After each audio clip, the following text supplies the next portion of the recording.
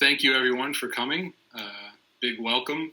I want to give a shout out to Joseph and Brooks for putting this all together and twisting your arms to come and hear me speak. But before I get started, I'm D William Zero. You can always call me William. Feel free to. And I feel the most important thing for me to do here is to give you a little background as to who I am as a person and just where I came from. I spent the first 30 years of my life trying to become an astronaut.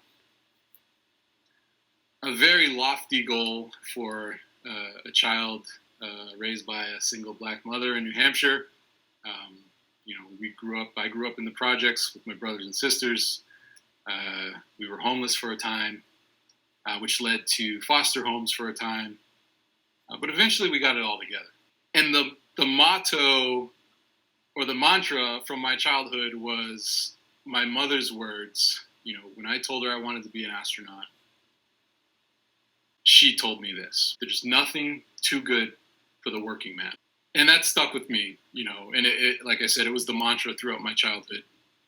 So fast forward to I'm about 12 or 13, and me and my friends, Mikey Laponzi and Joe Perkins, best friends in the world, we're walking down the street, and we come across this engine sitting in the trash. And we look at each other, we're like, yeah, we're taking this. So we pick up this engine that's sitting in the trash, and we begin taking turns carrying it back to Mikey's house. It's a long walk, and it weighed about 50 pounds, very heavy. And all the while, we're like, what are we going to do with this thing? And we're just throwing out crazy ideas. We're going to make a go-kart. We're going to make a boat. I think there was discussion on making a helicopter. And meanwhile, here's this engine that, we don't even know if it works yet. It's not attached to anything. It's like a 6-7 horsepower Briggs & Stratton. Bringing it back. We get to Mikey's house, and we put it in his driveway. Mikey runs in the house. He comes back with some tools. He comes back with a flathead screwdriver, a pair of pliers, and a hammer. And when I say pliers, we're not talking vice grips or an adjustable. We're talking, the kind of pliers that you use to turn the garden hose on, and it doesn't do a very good job. But we were determined. So we start working on this engine. We're New Hampshire kids, so we know a little bit about something or other. And we know the basics. You need fuel, you need compression, you need ignition. So check the fuel. We have fuel. There's fuel inside the cylinder. We check the compression. The piston's moving. It's not seized. We check the ignition. We undo the spark plug, and someone pulls it over, and the other person holding the spark plug gets electrocuted, and we're like, oh, yeah, that works. But as time goes on, we're trying to fix this thing. It's getting late in the day, and Joey has to go home. Joey goes home, and then it's just me and Mikey. And now Mikey is getting bored. So he goes in. It's his house, so he goes in, and he decides he's just going to watch TV. And then it's just me and this engine. And I want to get it started. I don't know enough about how this engine works to get it started, but I'm trying everything I can to get it started. I'm fiddling around with the carburetor. There's little screws that can be adjusted there. I'm playing around. I'm wedging my screwdriver into the gap of the spark plug, and I'm trying to change the size of that gap to see if that will help. I'm doing everything I can think of. Until I ran out of options, so I'm like, you know what? I'm just going to pull this thing over until it starts. And either my arm's going to fall off or this thing's going to start. So I start yanking on it, and then I hear, but then it stops. So now I can smell blood in the water, so I freaking start yanking on that thing, yank, and it starts up. It and then it settles to a nice little idle. Mikey comes running out onto his little balcony and is like, yo, you got it started. How did you do it? What did you do? And now we're all excited, and like our dreams of a go-kart, are now flowing through the top of our minds. And we're like, all right, well, you're going to get it on this day, and I'm going to have it on this day. And like, we're figuring it all out. Meanwhile, it's just an engine that's idling in the driveway, and it's moving around, not attached to anything.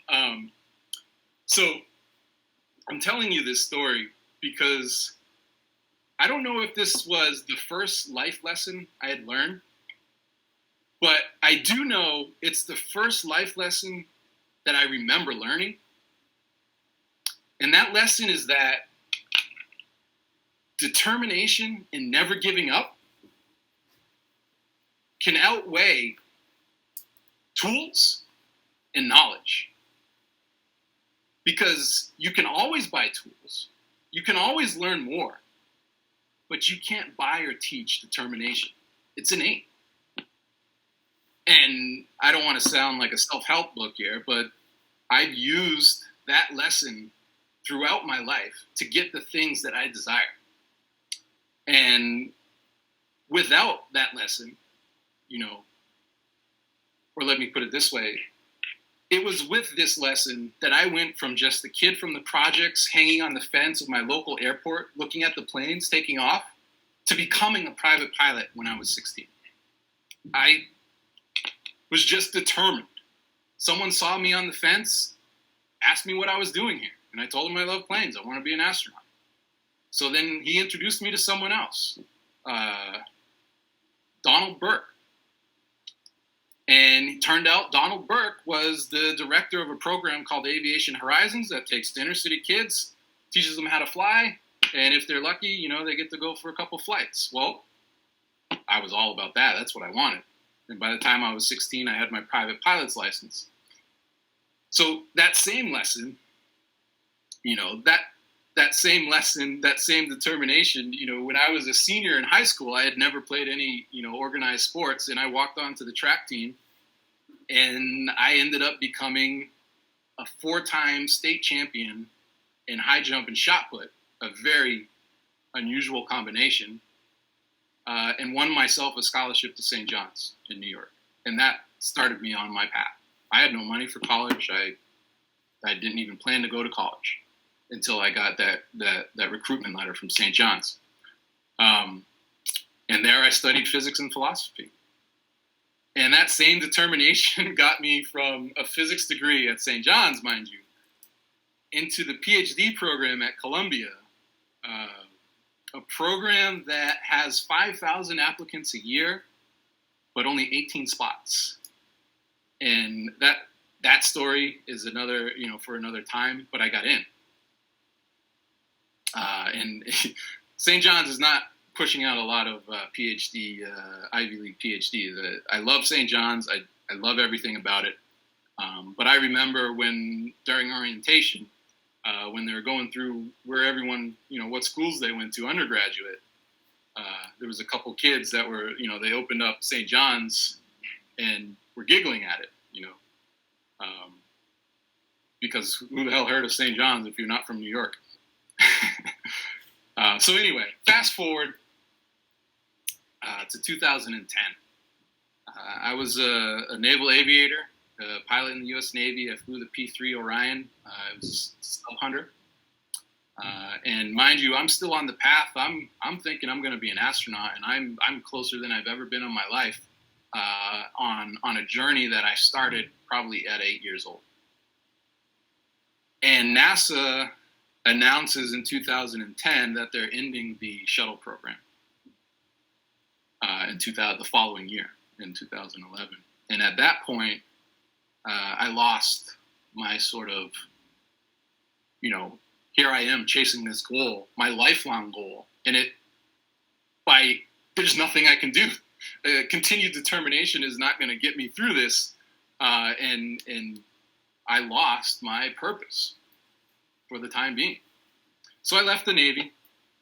I ended up starting a cafe with my wife.